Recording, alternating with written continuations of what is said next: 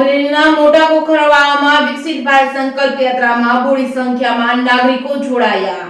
સમગ્ર દેશ સહિત રાજ્યમાં યોજાઈ રહેલી વિકસિત ભારત સંકલ્પ યાત્રાને બહોળો પ્રતિસાદ મળી રહ્યો છે। ત્યારે આજે અમરેલી તાલુકાના મોટા કોખરવાળામાં વિકસિત ભારત રથ આવી પહોંચ્યો હતો। બંને ગામોની અંદર રાજ્યના નાયબ મુખ્ય દંડક અને અમરેલીના ધારાસભ્ય કૌશિકભાઈ વેકરિયાના અધ્યક્ષસ્થાને બંને કાર્યક્રમમાં અધિકારીઓ સહિત બહોળી સંખ્યામાં લોકો જોડાયા હતા।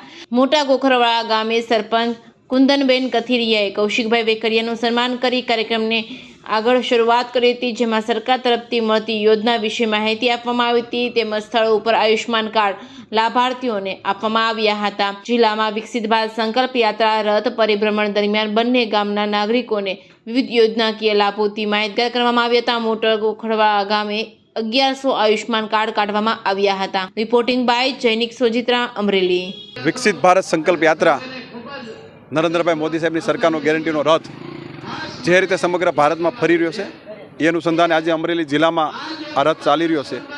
આજે દેવળિયા અને મોટા કોખરવાળામાં વિકસિત ભારત સંકલ્પ યાત્રા આજે ગામડાઓમાં પહોંચી છે અને ગામડાના લોકો ઉત્સાહ સાથે આમાં જોડાય છે।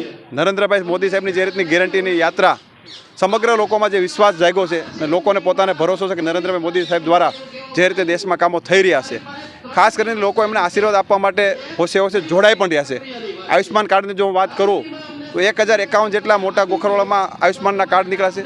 દેવળિયાની વાત કરું તો 900 જેટલા કાર્ડ ત્યાં નીકળ્યા છે।